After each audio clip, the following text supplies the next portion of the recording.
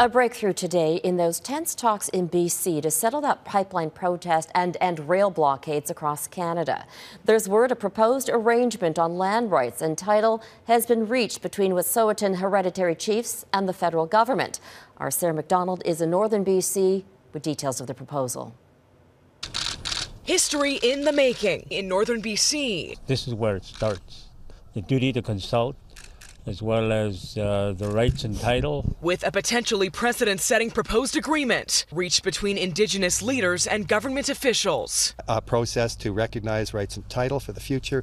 We've done that in 3 days and 3 nights. The conclusion of exhaustive, intensive, and at times difficult dialogue on rights and title and reconciliation, and exactly what that looks like going forward. We are definitely looking at sitting down with the RCMP again, because it's not over. The eyes of the nation fixated on talks only a select few could actually witness, all unfolding behind closed doors.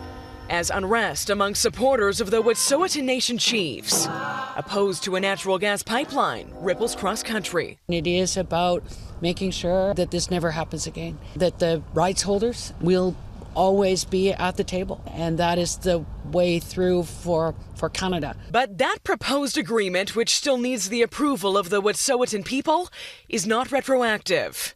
And this multi-billion-dollar project backed by band councils remains fully permitted, with work on hiatus for the duration of discussions resuming Monday. The future of already tenuous and complicated relationships remains clouded in uncertainty. Though one thing is undisputed: all this and this about far more than just a pipeline in a province sitting on territory that's mostly unceded.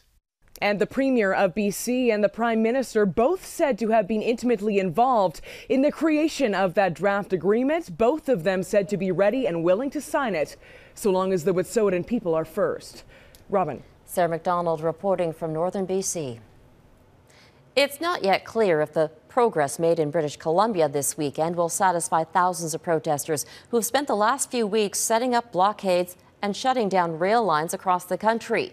Many demonstrations have gone far beyond original concerns over that natural gas pipeline. David Akin explains.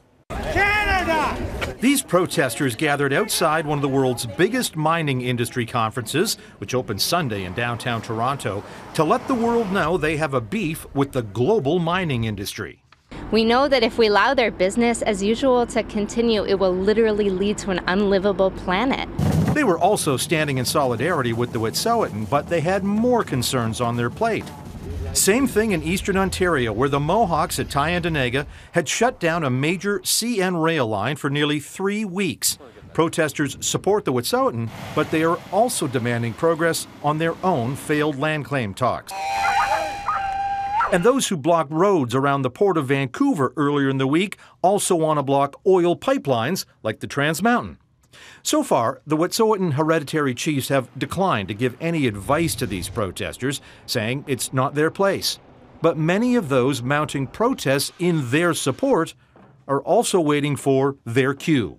Our commitment given to continue to support until such time as the Wet'suwet'en hereditary chiefs are satisfied and request that we stand down, not only us, but across the rest of the country, is something, that commitment that we've given. A strong economy. Meanwhile, the Trudeau government is trying to balance the right to protest against the right to earn a living. Protest does not and cannot include the right to stop Canadians from going about their business, from doing their jobs, from living their lives. And yet, the Trudeau government has been hesitant about taking strong action to end these protests, hoping instead that the weekend of dialogue in northern BC will be enough to ease tensions on the barricades across the country.